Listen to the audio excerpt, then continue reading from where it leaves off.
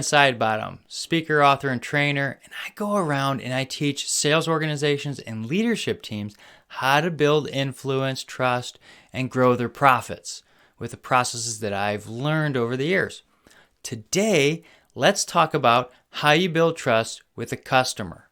That's right. Now we're in my wheelhouse. I've spent the majority of my life in sales, and here's what I've learned. Customers typically don't trust us right out the get-go. That's right. You have prospects, clients, customers, and partners in the hierarchy. So we're going to talk about your customers and clients basically here in this video and how you build trust with them. So I'm going to go over to the 3 questions that everybody's asking, how you actually work in those 3 questions and how you can help them, because typically we don't start off with a crystal ball and know everything. And then we're going to talk about what we can do to help them. And then thirdly, I'm going to give you one little tip that's helped me become an overachiever in just about everything I've ever done. Okay? So let's get into this video. The 3 questions we have to answer at every interaction with everybody is, do I like you? Do I trust you? How can you help me? And again, we don't have that crystal ball, but we can do quite a few things. One of the things is make sure that when we're sitting with the people and meeting with them, we're in the right kind of environment. A noisy, chaotic environment with explosions going off probably is not going to help somebody feel at ease. They're also probably not going to trust you because they're thinking that you're going to try to have them killed in this environment, right? If the bombs are going off, really, everybody's just running for safety. We need to make sure the environment we're in is pretty relaxed and inviting, okay? We also need to make sure that we're wearing the right color clothing to build trust, and yes, colors do affect you. And we also need to make sure that we're not wearing the wrong kind of scents that will actually make people turned off. That's right. Different scents react differently to different personality types. Bet you didn't know that. Yep. So I typically don't wear different kinds of colognes when I'm meeting with customers because I typically don't know what's going to set them off, and I want them at ease and relaxed when I'm meeting with them. So we need to make sure that we're cognizant of that. How is a way we can do that? Well, most organizations have a CRM system. We need to be populating that. We need to learn about our customers consistently. We need to be intentional on how we're learning about them. And every time I've sat in front of a customer and I pulled out my piece of paper that has all the different questions, it learns about who they are, their birth dates, if they've been married, how long, their significant other, their kids, their hobbies, all the things that make them up of who they are. We want to learn about them, where they want to go, what are their aspirations. Can we help them get there?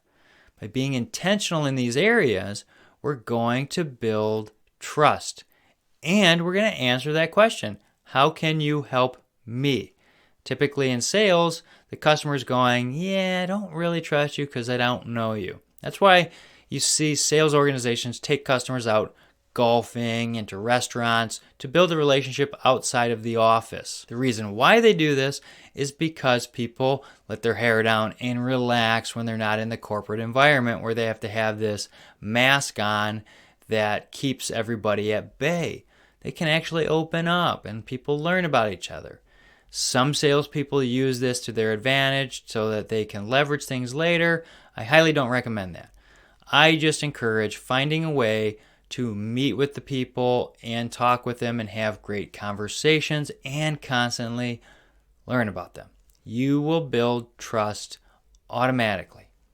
Now, here's one thing you can obviously do every year for your customers. Whether you're selling a product or service, always come in at least once a year and train their teams. Whether it's mechanics in a lawnmower shop, whether it's software people, what can you do to add value to your customers at least once a year? And work with them and train them and help them. Give them tools they can put in their toolbox and grow.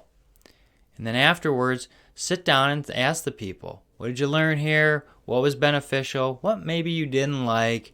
What can you guys take away? What's that one takeaway you guys could take out of this training that's going to help you move forward.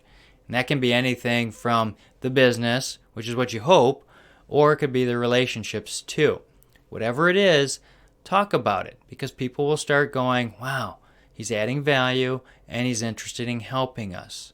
Or bring somebody in to help train your customers to help them in a specific area, or link people up to other people. Yes, by a byproduct, you will gain credibility and trust with your customers by adding value. What can you do to add value for your customers? Okay? Now, here's the way you become a rock star overnight. And I've applied it ever since I was in program management to learn how they work. Typically, salespeople and leaders in an organization will cast this great vision. We're going to do this by this date, and we're going to look like rock stars, and everybody's going to be happy, everybody's going to be benefited, everything's going to be great, we're going to slap high fives, we're going to walk away from this being awesome. Typically what happens is you miss a date, something doesn't work right, and things go wrong. Well, what I recommend is not to overcommit and underproduce. Well, you lose trust that way. What you can do is undercommit and overproduce. Now, I'm not saying be ultra conservative and never commit to any dates or never commit to anything and being a total lawyer as far as writing your verbiage out where no one can actually understand what you're going to do. We need to make sure that we're having commitments, but what program managers do is they actually build in these things called float, because they know one part of the process is actually going to go a little longer, just a little bit, and they know that's going to happen by a byproduct of just how business works. So they're trained to add float. Well, if you think it's going to take you 10 days to do something, add a couple extra days. That's right. If I'm not going to be able to be here in the next week, add a couple days to it to make sure that you can hit that date. When you do that, well, now you're trustworthy and you're hitting your commitments and people are happy. What also happens if you beat that date and hit your original date, well, now you've overachieved. That's right. You've undercommitted, you've overachieved, and now you look like a rock star. Isn't that what you want to be? A rock star? So think about that when you're making commitments. Add a little bit in there so that way you can overachieve. Okay? If you need anything from me, feel free to reach out. I've got ways to get a hold of me down below in this video. If you like this video and it's helpful, hit like, share, subscribe, give it to somebody else so that way they can benefit as well. Because that's why I do these videos. I want to help people. Okay? That's it for now. We'll see you next time.